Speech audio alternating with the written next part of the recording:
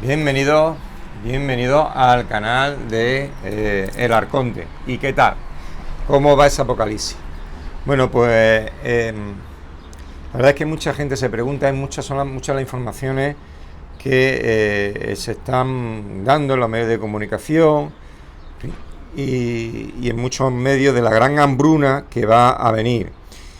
Y la verdad es que es preocupante todo esto. Avisan de que esta hambruna pues va a ser a finales de este año. Bueno, ¿qué dicen fuentes de inteligencia? Pues realmente que se va a producir, y posiblemente que sea una táctica de guerra más, achacable a Rusia. Bueno, sabéis que The Time de Economy le echa la culpa de todo lo que va a venir a Rusia, pero tened en cuenta que los campos de cereales ucranianos, por ejemplo, están controlados por la parte ucraniana, no por los rusos. También es verdad que los puertos están bloqueados por Rusia, los puertos ucranianos, pero bueno, existe la vía terrestre. En fin, vamos a leerlo.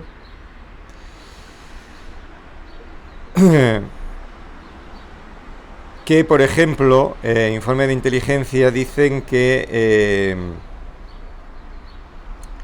asesores del propio presidente Putin advierten de que Estados Unidos está intentando apoderarse de la reserva de cereales de Ucrania para desencadenar, bueno, esa crisis humanitaria. Esto es una guerra. Yo desencadeno una crisis humanitaria, me apodero de esa reserva de cereales. ¿Y a quién le echo la culpa? A Rusia. Por lo tanto, hay que combatir a los rusos porque han mandado el mundo a la miseria, ¿no? Tenemos que ir por los rusos. Es como Saddam Hussein. Saddam Hussein no nos quiere vender el petróleo en nuestras condiciones. Dice que no quiere ya dólares, que quiere oro, que quiere otro tipo de moneda de cambio, y pone en riesgo la economía mundial. Y como pone en riesgo la economía mundial, tenemos que ir a combatirlo, ¿no?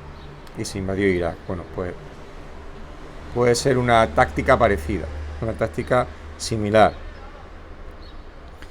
El caso es que, como digo, las reservas de cereales están en la parte ucraniana, no están en la parte rusa. Aunque tengan los puertos bloqueados los rusos y los barcos no puedan llegar. Pero bueno, existe el transporte por carretera, más caro, pero existe esa posibilidad. Bueno, advierten de que esa crisis, esa hambruna, pues puede suceder a finales de este mismo año y en todo el mundo. Y lo que Estados Unidos está tratando de hacer con Ucrania ahora es sacar las reservas de granos de Ucrania que tiene actualmente en su poder. Y solo otra acción que condena a Ucrania a graves problemas es una acción que la está condenando a la misma Ucrania a graves problemas humanitarios, pero que también está condenando a la comunidad mundial a tener grandes problemas con el hambre, pero ya digo, principalmente para este final de año. Bueno, el Wall Street Journal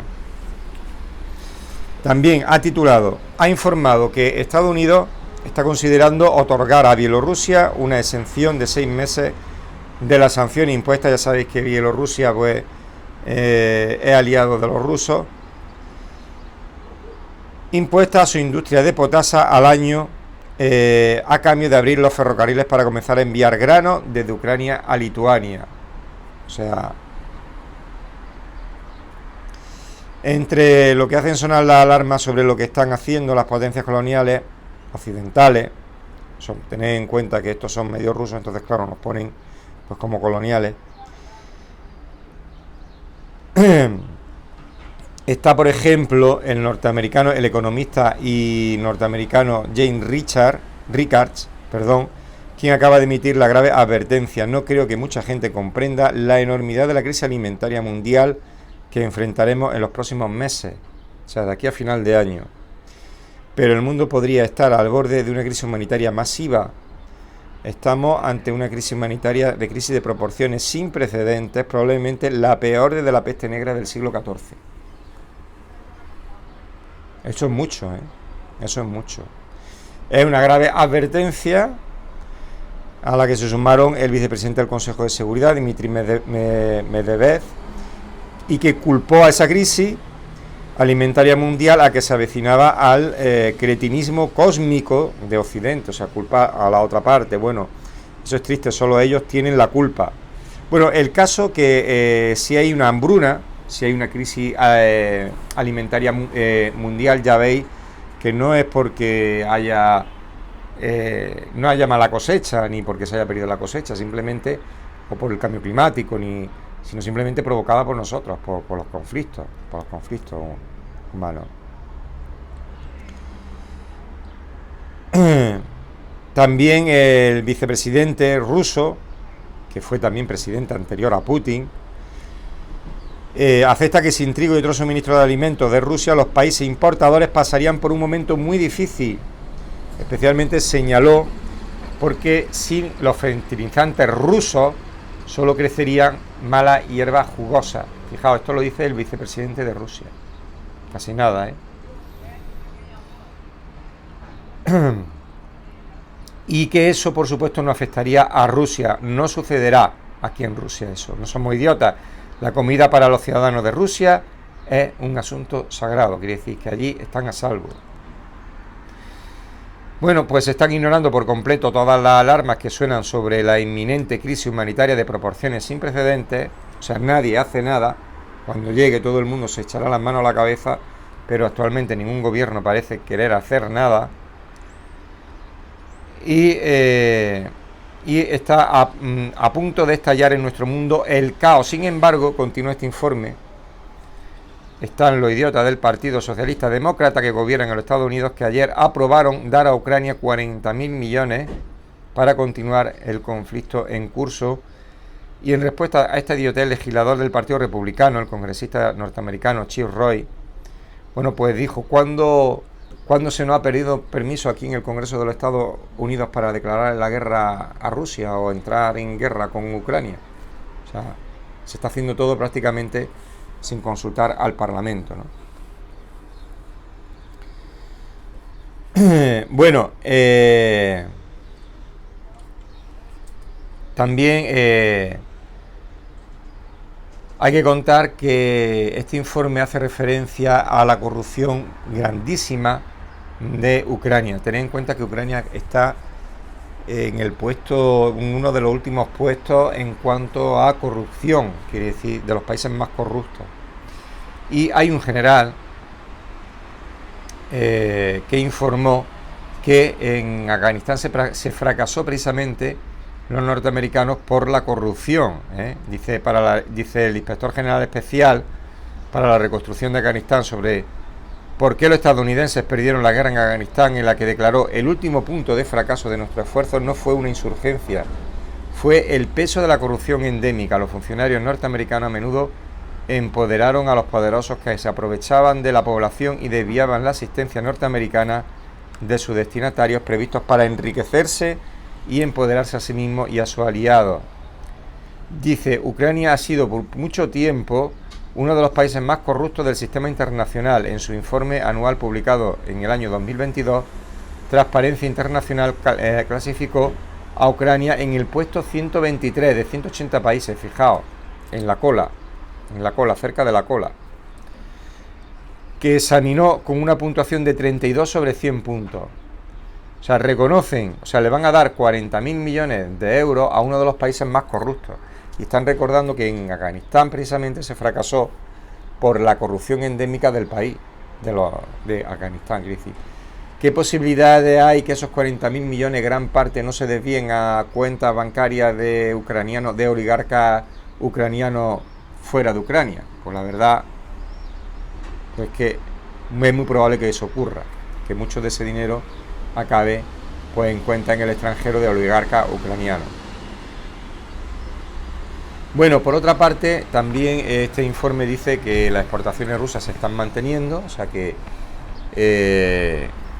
es algo que no te cuentan tampoco en los medios de comunicación, mientras que aquí pues sube todo, sube el pan, sube la gasolina, suben El caso es que Rusia no solo está manteniendo las exportaciones, está consiguiendo mantenerlas, sino que además el rublo se está apreciando mucho más. Sí, sí, el rublo. El rublo. Por cierto, que dije por ahí que el rublo sería la moneda del futuro. Lo dije hace ya mucho tiempo.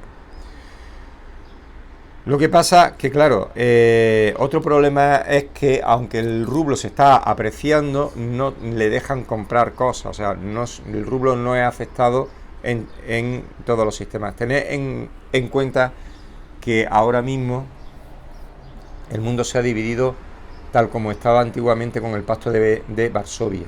O sea, hay dos bloques. O sea, las transacciones comerciales entre un bloque y otro prácticamente se han parado. Entonces, aunque ahora mismo el rublo tenga mucho valor, si el rublo no es aceptado en el mercado, los rusos tendrán dificultades para comprar cosas. Aún así.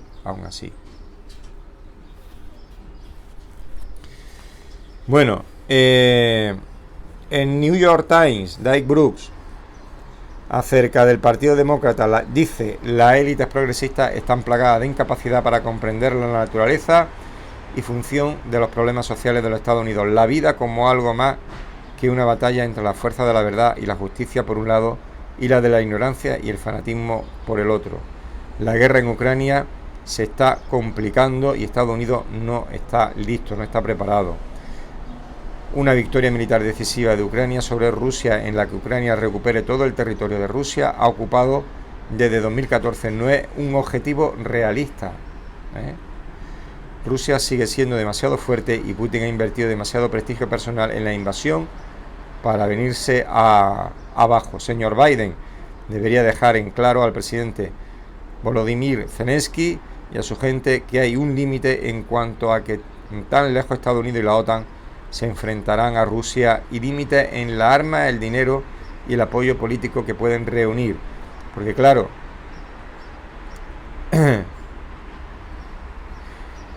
¿hasta qué punto puede ayudar Estados Unidos a Ucrania? O sea, vamos a estar ayudándole como la guerra del Vietnam. O sea, ¿cuánto tiempo puede estar desangrándose los ucranianos y Rusia? Quizás sea también una táctica, una táctica de alargar la guerra cuanto más en el tiempo mejor. ¿Para qué? Para desangrar a Rusia en armamento, en economía y en todo. Buscar el desangrar a Rusia para darle al final el golpe final.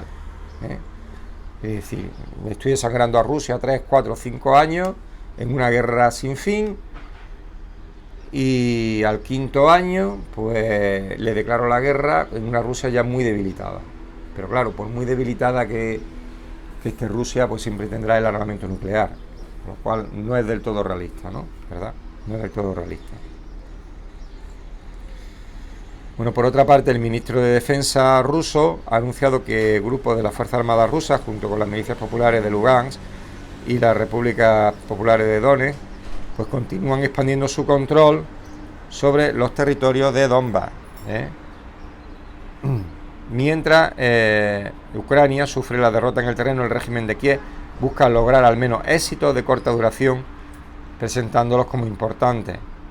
Bueno, el bloqueo también, se refieren en este informe al bloqueo de la planta siderúrgica de Azovstal, continúa, y los civiles retenidos allí por el nacionalista ucraniano han sido evacuados de la planta.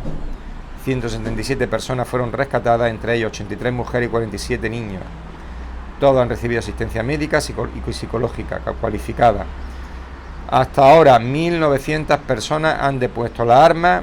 Permítanme recordarles que antes de esos 1.387 infantes de marina también depusieron las armas allí. Bueno, esto lo he acabado de decir. Se reconocen ambos bandos, estos son fuentes rusas.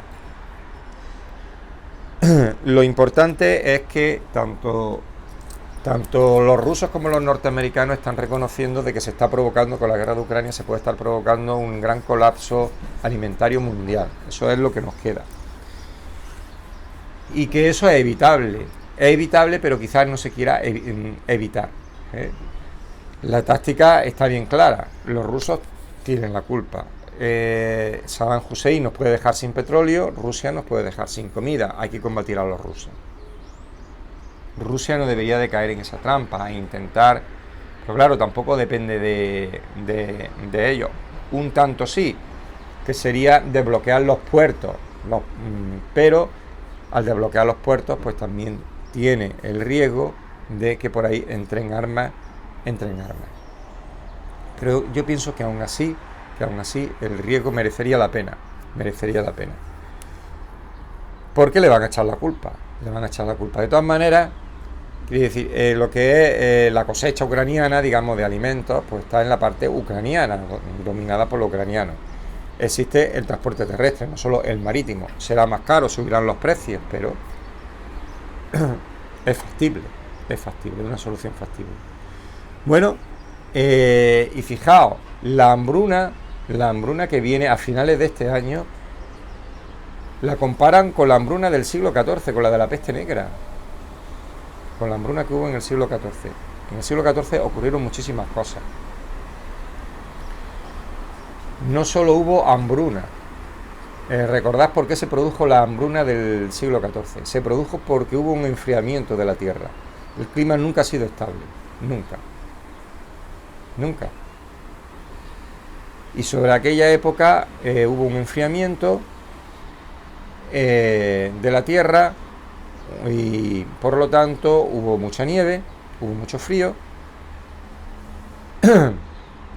se perdieron muchísimas cosechas, porque si la temperatura sube de la tierra, al fin y al cabo, ahí tenéis los invernaderos en Almería, aquí al lado están, la vegetación es exuberante cuando sube la temperatura, cuando baja es cuando la vegetación no puede crecer.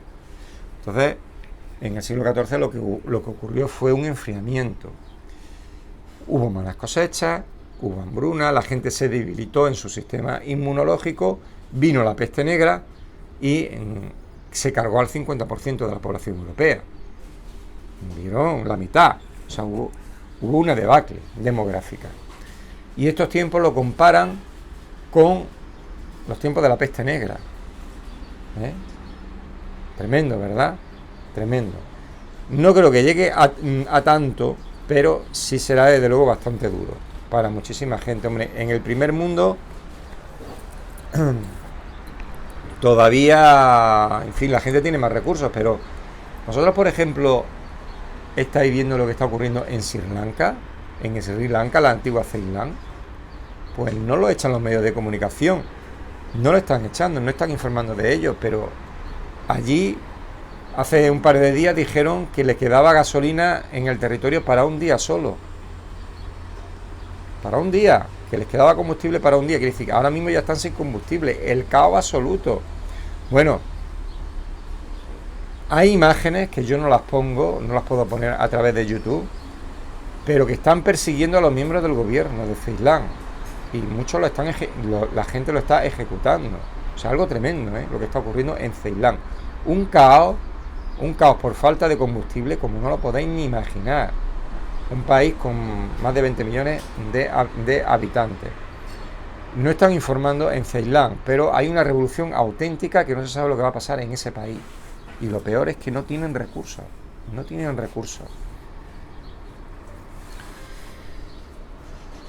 Esto es lo que hay, esto es lo que tenemos, para esto hemos quedado, y aquí que os lo he contado, pero no os preocupéis, ya hice un vídeo ayer diciendo que estamos en el apocalipsis. El tercer jinete es el hambre, toca el hambre, ya ha venido la guerra, vino la enfermedad, primero vino la enfermedad con el COVID, vino la guerra, que pues se puede desencadenar, que esta guerra con Ucrania puede ser nuclear perfectamente, o sea, se puede desencadenar con el tiempo, y ahora viene el hambre, el tercer jinete del apocalipsis.